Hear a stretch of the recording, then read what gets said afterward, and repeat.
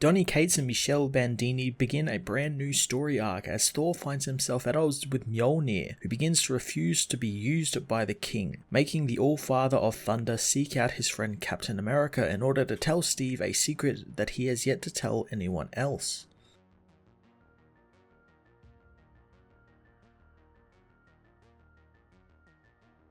Donny Cates wraps up the Donald Blake storyline with the beginning of a new plot, focusing on Thor as a king and not the warrior we know and love, and with that comes some changes, specifically to Mjolnir, who over the course of this run has been getting heavier and heavier for the All-Father of Thunder to use. I enjoyed Cates wasting no time getting into why it's happening, and it's such a simple explanation. Thor is no longer a warrior, or the tip of Asgard's spear as he puts it. He's the one being now that he's a king who wields the spear, and that means that Mjolnir needs a new warrior to wield it. Him explaining this to Captain America was quite fantastic as well, and Thor coming to see Cap was a great choice as well, since not only are they friends, but Thor knows that Steve understands where he's coming from regarding losing his friends and time, since they are both warriors and they're both people who are out of time. Thor explains something to Captain America which I've never really considered with a character like Thor, and that is, with his immortality, there is a trade-off where he sees all of these events that he goes through, be it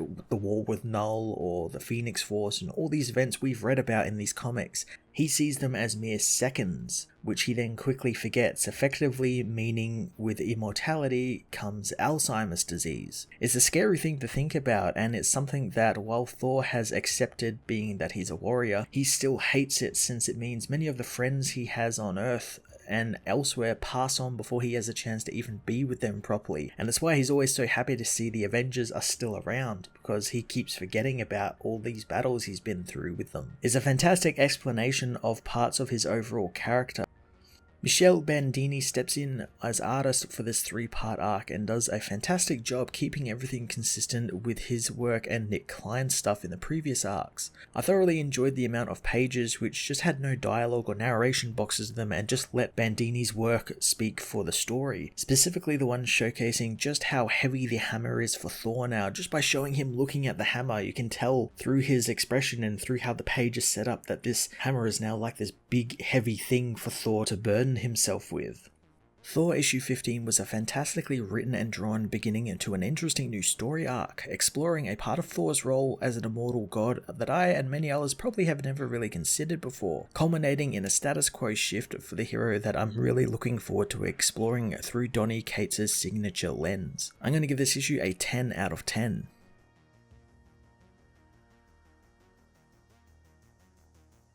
Thor issue 15 finds Asgard celebrating Thor's victory over Donald Blake, but Thor doesn't celebrate, sitting quietly as Volstagg recounts how Thor arrived from the fairy tale land he was trapped in, clad in the armor of the Destroyer to battle Donald. Thor asks what he just said, wanting to know what Volstagg called the place Donald trapped him. Volstagg asks for forgiveness, knowing that he is drunk and had no idea what the landscape was like, and Thor snaps at him, knowing he's right, he doesn't know, or have any idea of what it's like to be helpless. The mead hall falls silent as Thor says that they all have no idea, having the faces of their fathers looking down at them in indignation, and to see their home burning thanks to their own shadow. He slams his cup on the table, knowing that they have no idea what it's like to have their own lightning and hammer betray them. Thor quickly excuses himself, saying he's had too much to drink, going into his room where Mjolnir awaits. He tries to lift the hammer, finding it harder than last time. He demands to know what is going on and why it's doing this and what is wrong with it and him. The hammer suddenly hits him in the chest, sending him flying into a table as Loki comes in, asking if his brother is okay. Loki thinks that Thor wasn't joking when he said he was drunk, looking to help his brother up, but Thor says he cannot move since the hammer is sitting on his chest. Loki immediately lifts the hammer, helping his brother up as Thor tells him not to say a word to anyone. Loki knows that a story of a warrior falling whilst drunk will alarm no one, but he gives his brother his word that he won't say anything. Thor says he's not a warrior, he's a king, as he takes back the hammer, telling Loki he's going to Midgard to end this. In New York,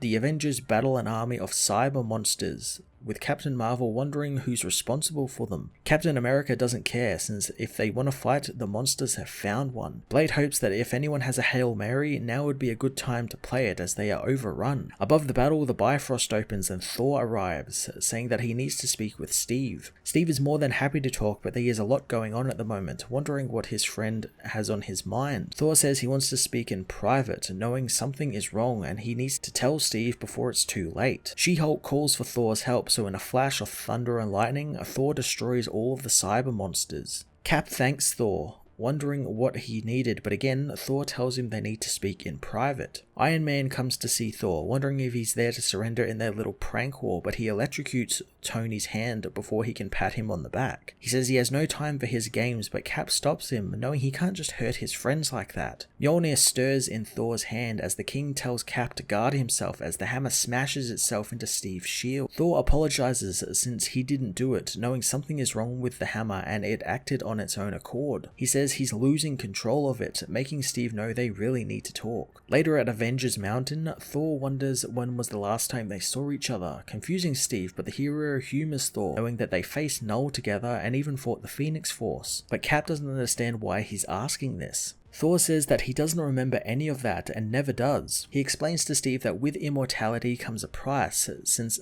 a moment for Cap, be it a war or a battle or a minute or a day, they are just seconds for the God of Thunder, and he remembers them as a mortal would recall a breakfast they had a year ago, and it's why he's always so grateful to see him and his other friends, since in his perception of time, each time he returns to Midgard to fight with them, he is so glad to see that they are still alive. He knows that he has lost many friends on Earth and has missed their passings and even entire lives while he was out playing soldier for his father in the other realms. Steve says that he had no idea, knowing that he lost time as well when he woke from the ice, but he can't even imagine what Thor must have lost, apologizing for it. Thor knows that it's the burden of a warrior and a god, and as Cap knows, the life of a soldier is fraught with loss. But he is no longer a soldier. He wants to assure Cap that he is well aware of the problems with his hammer and its disobedience, and he thinks he knows why. Steve says that Tony told him the hammer is getting heavier for Thor and others can pick it up when Thor can't. He didn't want to say anything, but Thor says it's because he is no longer the tip of Asgard's spear. He says that Mjolnir was forged by Odin to be given to a warrior and was meant to face the front lines of any given threat, and that warrior is him, and a warrior and hammer is all he has ever been. Steve wonders what he's saying, knowing while he can't claim to understand, but he thinks that Thor is saying that Mjolnir has given up on him now that he is king and isn't a warrior anymore. Thor says that he doesn't think it, he feels that, and he is no king, not yet anyway. He puts the hammer down on the table, saying that he came to tell Steve that he will live 1,000 years and 1,000 lifetimes, and by the gods, Asgard shall outlive him, and in that time he shall remain Asgard's king. But because of that, he can no longer be its hammer.